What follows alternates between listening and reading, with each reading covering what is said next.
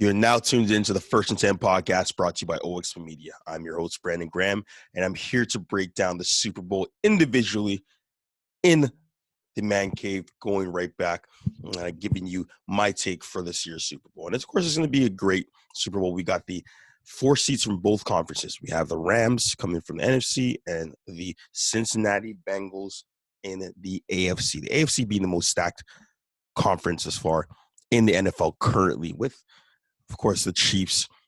You would have a number of teams. The Tennessee Titans playing really well. The Chargers, so on and so forth. And the Bills. So many teams in the AFC, and it will just get better and better as the years go by. But Joe Burrow, Joe Cool, the Ohio native, the Athens, Ohio native, Ohio State alumni, transfers in there after losing Dwayne Haskins in the race. Urban Meyer chooses Dwayne Haskins, has one of the greatest years as a quarterback that year.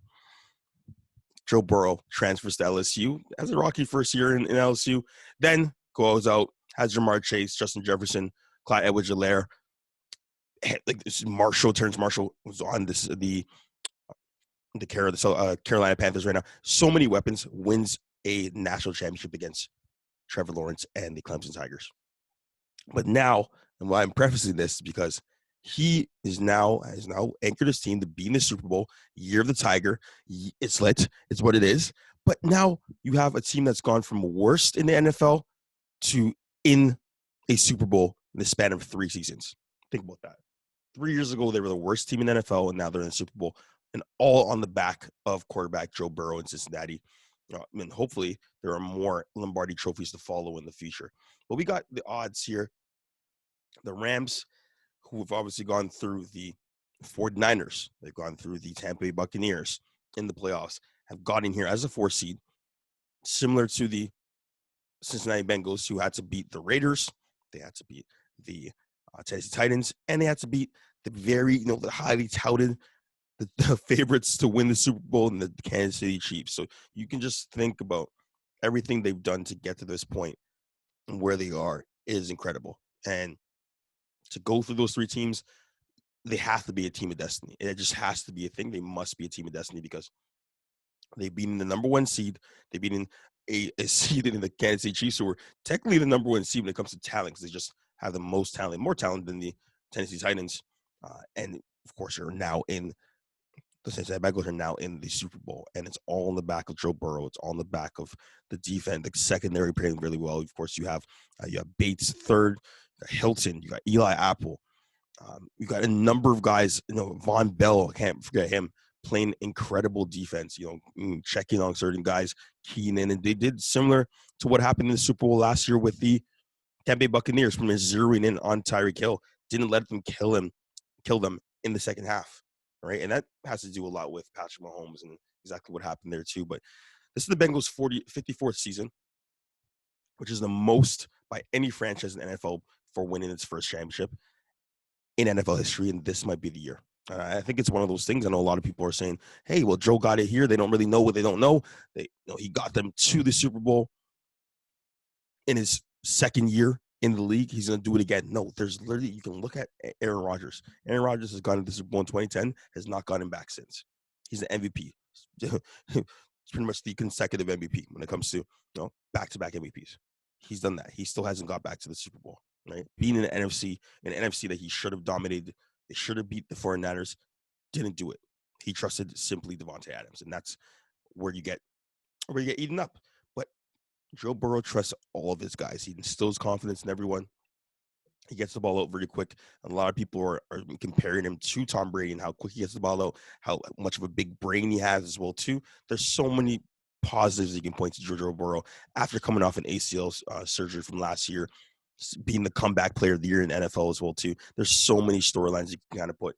And myself, being a supporter of the Bengals since I was very young, it's an anomaly. This is a great time for the city of Cincinnati, for Skyline Chili, for the year of the Tiger, for Bengals fans all over. I've seen the Carson Palmers, who've seen the Ocho Sencos, the Marvin Lewises, the TJ Houshmandzadehs. I've seen the Andy Daltons, the AJ Greens, and are now in the position, poised with Mixon, with Jamar Chase, T. Higgins, all going down the list, Joe Burrow, Zach Taylor, these guys have done it. They're a young team, and they don't know what they don't know. There's no pressure on them to go out. There's not much pressure on them to go out and actually just win this game. They just got to do what they've been doing the entire year and in the entire postseason. Keep running through these teams, keep wearing them down, and of course, mounting comebacks and never being out of it. And that starts with Joe Burrow, who has the utmost confidence in his abilities, utmost confidence in his guys, and simply is a great quarterback. He analyzes the field very well. He makes quick decisions and uses his legs when he needs to. So Joe Burrow, I think, is poised to have a good game. It's going to be tough going up against Aaron Donald, Von Miller, and Malcolm Floyd.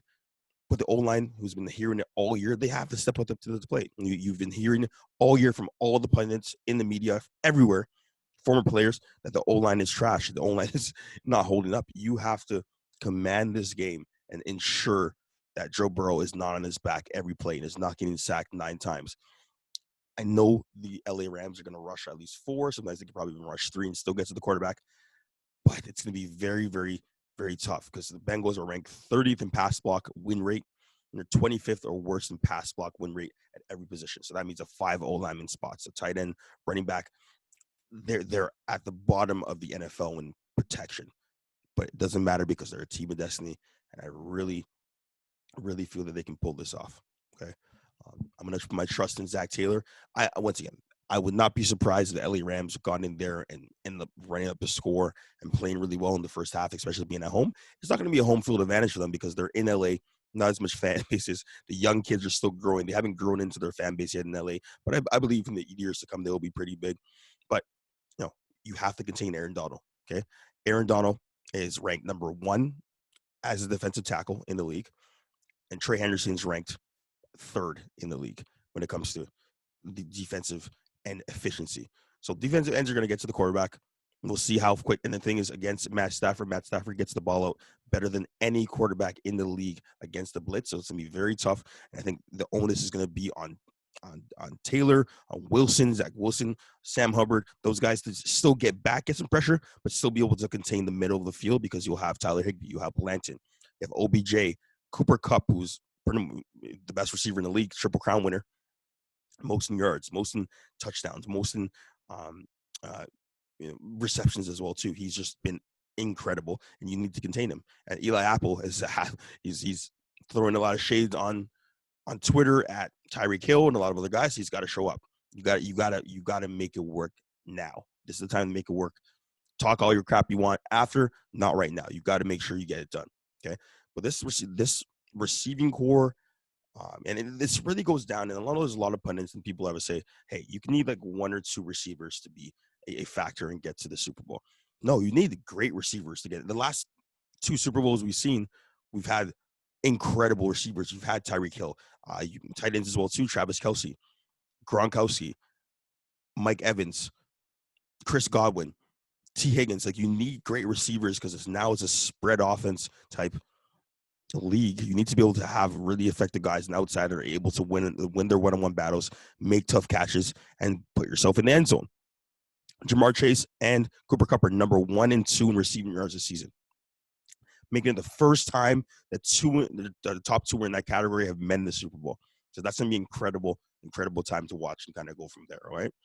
They're also the only 2 receivers with at least 1,200 receiving yards outside of the numbers in a season since 2007. So Jamar Chase and Cooper Kupp have been the most productive receivers in a year in a Super Bowl and just in general since 2007. Incredible. And that's that's testament to their quarterbacks. It's testament to what they've done, so on and so forth. Okay, so Cooper Kupp led the NFL in receptions with 145, and of course 1,947 yards this season and 16 touchdowns. And of course, Jamar Chase has done very similar. But Jamar Chase is still growing into what his own. But as you see right there, Cooper Kupp is a monster and needs to be contained. It's going to be really tough because I think he's having the best season we've seen from a receiver in a very long time. But it's one of those things you have to key down on. My 3 big factors is the fact that Joe Burrow has to get the ball out quick. He has to make tough decisions. He has to make quick decisions, similar to the Kansas City game. Get the ball out quick. Do not end up on your butt. Get it out to the guy. Get it to T. Higgins. Get it to Tyler Boyd. Get Tyler Boyd more involved. Get T. Higgins just as involved as last game, but probably even more now because they're going to blanket. They're going to bracket Jamar Chase. They're going to put probably 2 over them, probably put Jamar Chase Jalen Ramsey over Jamar Chase, have Eric Weddle, safeties around him as well too. They're gonna do a lot and mix it up to see what they got. But one thing you don't want to do in the Super Bowl is mix up too much. You don't want to mix up too much at all. Stick to what got you there.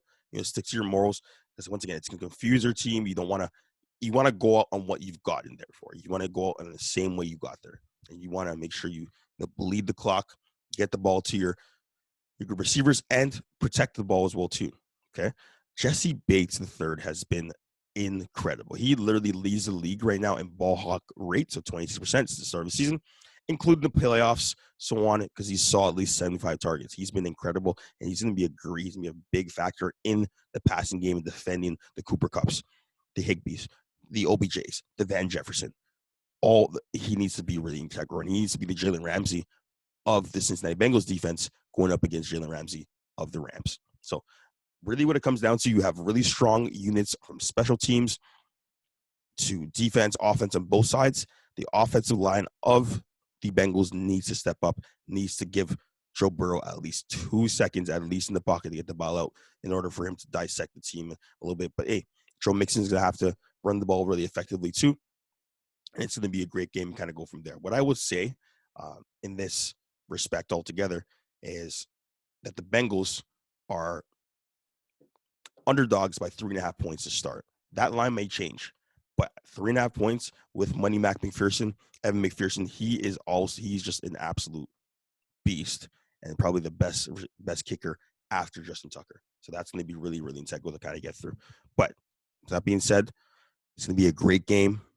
It's going to be a great outing altogether to kind of follow along in this Super Bowl. I cannot wait to see the Bengals actually show up and show the world exactly what they can do. Give Cincinnati, who has a really loyal fan base, what they deserve. They've been to 2 Super Bowls in the past and lost it. This will be their first Super Bowl in the franchise. Once again, 54 years without a championship. Hopefully, they can get it done. But if the Rams win, they mortgage their entire, all their assets to make sure they win now. Right? They mortgage everything. Put the money into OBJ. Put the money into Von Miller. Guarding guys on that team is like a super team to win now. If they don't win, it's going to be a travesty, because they've gotten here for a reason, because of the good players they have, because, of course, the good play calling and execution they had from a coaching standpoint. They need to get it done. Zach Taylor was one of McVay's assistants when they went to the Super Bowl against the New England Patriots and lost. To see him lose to his assistant will be tough, but it's one of those things of a first-time coaches usually do get a fair shot, and it'll be probably a great game as well too. But once again, my pick, I'm going to take Bengals with the points. I'm going to take Bengals money line, which means that they're going to win the game. And I'll take Joe Burrow or Jamar Chase to be the MVP of the game as well too. It's going to be great. Crossing my fingers. Hopefully it's a great matchup. If you guys have anything to say, let me know. Of course, you can follow me on Twitter at Graham_JB. You can follow me on Instagram at G_JB, OXP Media, OXP.media on Instagram as well too. This is the First and 10 podcast, Super Bowl edition. Can't wait to get into it. Can't wait to see exactly what happens. Keep balling and enjoy the game.